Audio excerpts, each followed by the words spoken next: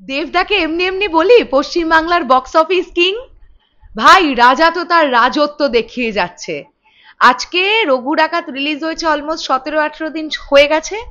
আজকে রবিবার, এবং আমি এই ভিডিওতে যেমন দুবাই এবং আবুধাবি নিয়ে কথা বলবো, ঠিক তেমনি আমাদের পশ্চিমবাংলা নিয়েও কথা বলবো, কলকাতা নিয়েও কথা বলবো, যে আজকে কি দুর্দান্ত ফিলিং ফাস্ট দেখতে চলেছে রঘু ডাকাত। দেখতে চলেছে মানে দেখছে বুকমাই শোতে বেশ অনেকগুলো ইয়েলো কার্ড, এবং যেগুলো দেখে আমাদের খুব ভাল লাগছে। আজকে রবিবার, লোকজনের ছুটির দিন, তো আজকে স্বাভাবিকভাবেই রেসপন্স অনেকটা বেটার আসবে, এটা আমরা আশা করেছিলাম। কোথাও গিয়ে আমাদের আশাটা কিন্তু পূরণ হয়ে যাচ্ছে। হ্যালো এভরিওয়ান, আমি পৌশালী চলে এলাম আরো একটা নতুন ভিডিও নিয়ে। আশা করছি তোমরা সকলে খুব ভালো আছো। আমি এক এক করে আসছি যে কোথায় কোথায় কলকাতার বুকে আজকে ইয়েলো কার্ড দেখতে পাওয়া যাচ্ছে, সেগুলো নিয়ে তো কথা বলবোই, কিন্তু তার আগে বলি গতকাল দুর্দান্তভাবে দুবাইতে রঘু ডাকাতের প্রিমিয়ার হয়ে গেল, এবং সেই ভিডিও আমাদের কাছে এলো। প্রথমত দেবদাকে দেখতে দুর্দান্ত লাগছিল, আবারও সেই বাঙালি বেশে ধুতি পাঞ্জাবি পরে সুন্দর একটা কস্টিউমে দেবদা উপস্থিত হয়েছিলেন, এবং তার সঙ্গে সঙ্গে অনির্বাণদা এবং নীলায়নদাকেও খুব সুন্দর দেখতে লাগছিল। বন্ধুরা, একটা জিনিস তোমরা লক্ষ্য করলে যে দুবাইতে কিন্তু দেবদার একটা অডিয়েন্স তৈরি হয়ে গেছে, এবং এই অডিয়েন্সটা কিন্তু খাদানের অডিয়েন্স। আমি এটা কোথাও গিয়ে বিশ্বাস করি যে আজকে খাদান যদি দুবাইতে প্রিমিয়ার করার ডিসিশনটা না নিত, বা এরকম একটা অনুষ্ঠান যদি খাদানের বেলাতে না হতো, আজকে রঘু ডাকাতের সময় কিন্তু এই হিউজ সাকসেসটা রঘু ডাকাত টিম হয়তো বা দেখতে পারতো না। কারণ অলরেডি একটা জায়গা তৈরি করার আগে একটা মিনিমাম এই পাটাতন বলি না আমরা, ওই পাটাতনটা কিন্তু দরকার, যে পাটাতনটা অলরেডি দেবদার ক্রিয়েট হয়ে গেছে খাদান দিয়ে। এবং একটা জিনিস আমার খুব ভাল লাগলো, ওখানকার লোকজনেরা ধূমকেতু দেখতে চাইছেন দুবাইতে। এটা তো কোথাও গিয়ে একটা বিশাল আনন্দের ব্যাপার, কারণ গোটা পৃথিবী জুড়ে বাঙালি ছড়িয়ে ছিটিয়ে আছেই। তুমি যে কোনো দেশে চলে যাও, বাঙালি তুমি পাবেই পাবে। তো দুবাইয়ের বাঙালিরা গতকাল ভীষণ এনজয় করেছে রঘু ডাকাত, এবং সেই ভিডিও দেব এন্টারটেনমেন্ট ভেঞ্চার্সের তরফ থেকে লাইভ করা হলো। আমাদের ভীষণ প্রাউড মোমেন্ট এটা, দারুণ।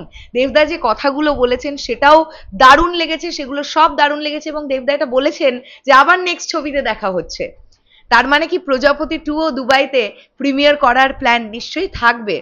দেখা যাক সেটা কি হয়। আজকে আছে আবুধাবিতে, তো আমি আশা রাখবো আজকেও দুর্দান্ত একটা রেসপন্স দেখতে পাওয়া যাবে, এবং যারা রঘু ডাকাত দেখছেন প্রবাসের মাটিতে বসে, তাদের কিন্তু ভালো লাগছে। এটা কোথাও গিয়ে আমাদের জন্য ভীষণ ভীষণ লাকিয়েস্ট একটা ব্যাপার বলে আমরা মনে করি। কারণ আমাদের পশ্চিম বাংলায় তৈরি হওয়া একটা বাংলা সিনেমা, যে বাংলা সিনেমার, হ্যাঁ আমাদের বাংলা ছবির অনেক বেশি বাজেট নেই, হয়তো রঘু ডাকাতের বাজেট 7 কোটি 7.5 কোটি টাকাই, কিন্তু 7.5 কোটি টাকা দিয়ে একটা বাংলা ছবি তৈরি হয়ে সেটা কিন্তু 150 কোটি 200 কোটি 300 কোটি বলিউড বা সাউথ ইন্ডাস্ট্রির ছবির সঙ্গে লড়াইটা করছে ভাই, এটা মানতে হবে। আজকে কান্তারা চ্যাপ্টার 1 এর এরকম হিউজ বক্স অফিস হচ্ছে, তার সামনেও রঘু ডাকাত লড়ছে। কিন্তু আজকে রবিবার, হ্যাঁ আমি জানি পশ্চিমবাংলার মাটিতে বা কলকাতাতে অনেকে হয়তো কান্তারা চ্যাপ্টার 1 দেখবেন, কিন্তু অনেক মানুষ রঘু ডাকাতও দেখবেন। তার প্রমাণটাই তো আমরা পাচ্ছি। এখন ঘড়ির কাঁটায় কটা জানো? সকাল 10টা। আমি টাইমটা এই কারণেই মেনশন করে রাখলাম, যাতে তোমরা যখন ভিডিওটা দেখছো তখন তো ইয়েলো কার্ডের পরিমাণটা আরেকটু বাড়তে পারে, যাতে আমার আপডেট কোনো রকমের ভুল বলে কিছু না মনে হয় তোমাদের, তাই আমি টাইমটা মেনশন করে দিলাম। এইবারে আমি এক এক করে আসবো কলকাতার বুকে আজকে ইয়েলো কার্ডগুলো। জাস্ট দেখো, আমি এখানে সব সেভ করে রাখলাম। প্রথমত তোমাদেরকে বলি, আইনক্স সাউথ সিটি কলকাতা 500 টাকার টিকিটটা ফিলিং ফার্স্ট যাচ্ছে। আমি এখানে একদম প্রমাণ সহ দেখাবো তোমাদেরকে, দেখো 500 টাকার টিকিটটা ফিলিং ফার্স্ট যাচ্ছে আইনক্স সাউথ সিটি।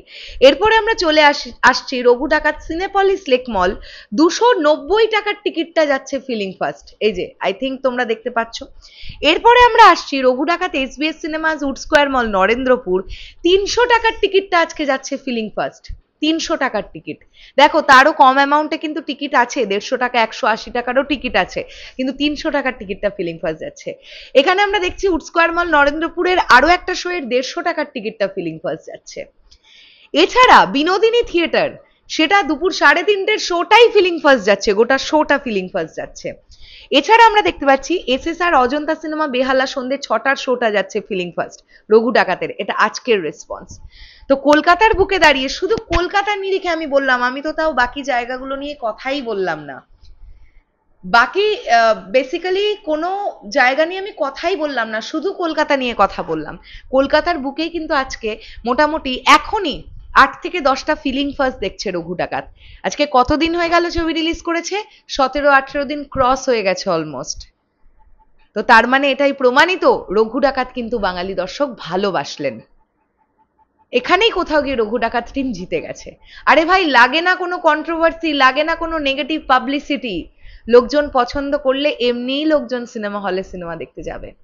বাঙালি দর্শক এটুকু তো বুঝেছে যে টলিউড ইন্ডাস্ট্রি কিন্তু চেষ্টা করছে, দেবদা কিন্তু চেষ্টা করছেন বা চেষ্টা করলেন। এসভিএফ এর মতন একটা বড় প্রযোজনা সংস্থা দেবদার সঙ্গে বেসিক্যালি অবশ্যই বলতে হবে এটা সাথ দিয়েছে বলে আজকে কিন্তু রঘু ডাকাতের মতন একটা ছবি তৈরি হতে পারলো, নাহলে তো ছবিটা অনেকদিন ধরে আটকে ছিল। তোমাদের কি মনে হয় কেন আটকে ছিল? বাজেটও একটা ফ্যাক্টর ছিল ভাই, এটা অবশ্যই মানতে হবে।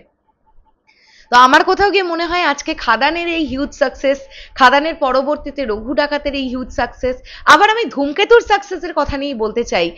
মেনলি দেবদার কেরিয়ারের এই সাকসেস ইন ফিউচার আরো প্রডিউসারদের উদ্বুদ্ধ করবে বড় বাজেটের মেইনস্ট্রিম ছবি তৈরি করার জন্য। আমরা এখন খাদান 2 এর জন্য খুব এক্সাইটেড। আবার অনেকে তো দেখছি বলছে রঘু ডাকাত পার্ট 2 চাই। দেখা যাক কি হয়, দেখা যাক। তবে রঘু ডাকাত পার্ট 2 তো আসবেই, কোনো না কোনো সময় যদি আসে তো আসবে। টিম কিন্তু টিম ঠিক করবে সেটা, বাট খাদান 2 এর জন্য সুপার এক্সাইটেড আছি ভাই। শেষ করলাম ভিডিওটা, আসছি আবার খুব শিগগিরই নতুন কোনো ভিডিও নিয়ে। তাহলে এখনের জন্য টাটা।